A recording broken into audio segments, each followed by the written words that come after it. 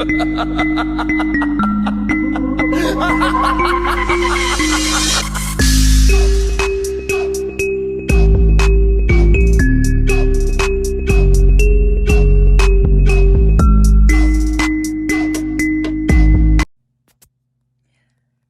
today we're going to talk about soul contracts, and it's a subject that comes up all the time. So it's a pretty intriguing realm. This is definitely a topic that I get asked about all the time in sessions. So definitely people are curious. So I figured I'd make a little short video about it. There are some that are really well understood and other ones that are lesser known. Um, I'll start by providing like a broad overview of all the different types that I have heard about from spirit. As you plan your incarnation with your higher self, you meticulously select the key characters and supporting cast for the script of your life in this incarnation. These are your soul contracts, which can be categorized as a couple different ways: primary, secondary, third, based on their level of importance and impact on your journey. Like we'll say scoring system. So your primary contracts, pretty much everyone has heard of that, are typically your closest people to you. So your relationships, such as your parents, spouse, children, siblings, in some cases, siblings. I've seen a couple where it's not. But yeah, that's normally your primary circle. While in others, they may be considered secondary contracts if the bond is not as strong. So let's see, let's give some examples of that. Your secondary contracts would be, I'm thinking, guys, contracts really that represent an extended network of beings that support your actual journey in this incarnation. These are often like the teacher. They're often temporary relationships meant to come and go, igniting something in you, healing, or sometimes mirroring, traumatizing, that kind of thing, something within you. So that's your secondary. This network could include friends, mentors, colleagues, the person at the gas station, spiritual teachers, co-workers. And then like your third contract, they're more fleeting. So like the one-time tarot card reading, or the guy at the gas station when you're on vacation. Though these are brief, they can still have a profound effect on your incarnation and can make a pivotal impact on your life in each incarnation. So they all play a part. I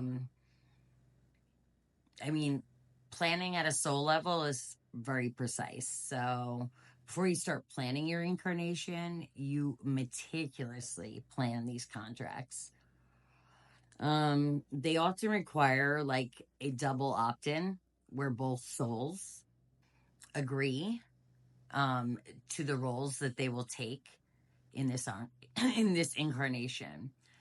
This includes carefully crafting your adversaries, arch nemesises, like people you cannot stand, and those who will challenge and test you in your incarnation, as these represent catalysts for like big growth and transformation. So, I mean, that's what at a soul level we want, okay?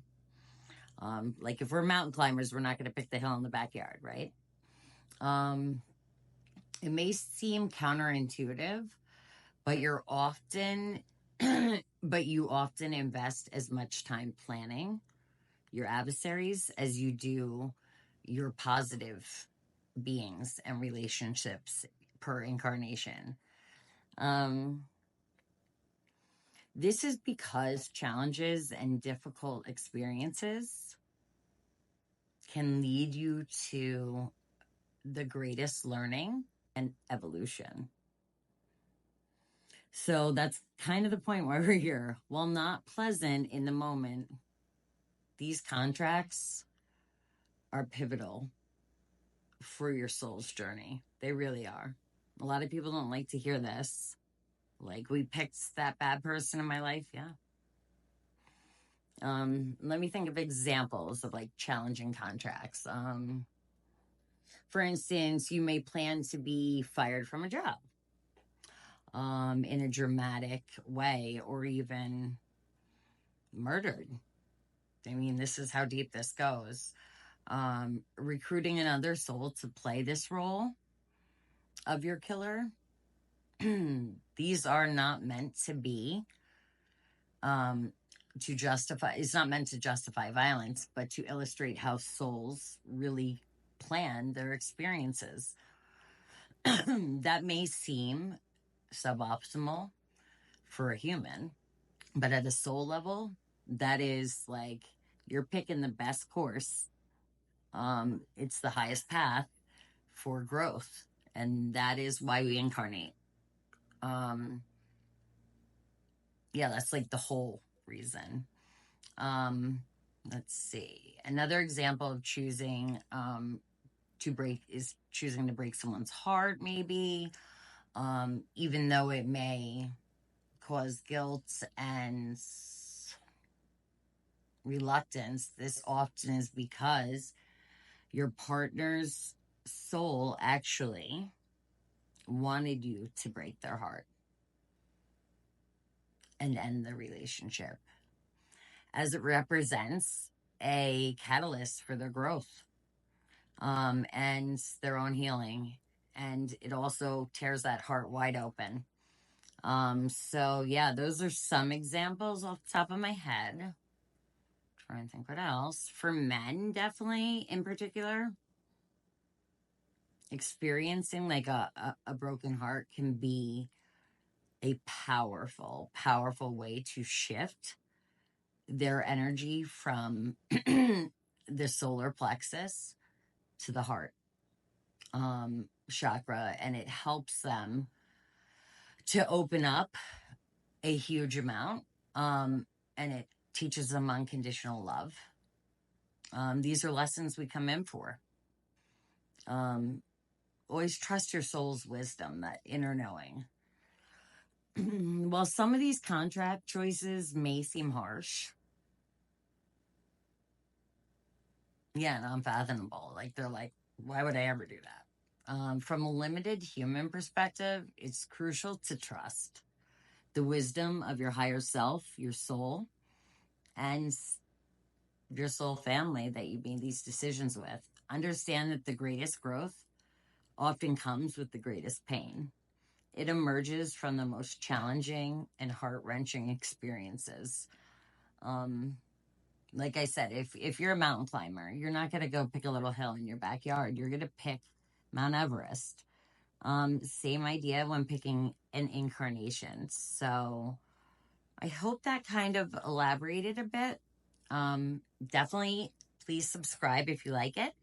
And in the comments, if you have other things you want to know about and I have the knowledge, I will definitely consider doing a video. All right, guys, till next time, sending love and light. And just remember, don't shoot the messenger. I'm just telling you what it is. All right, sending love. Bye.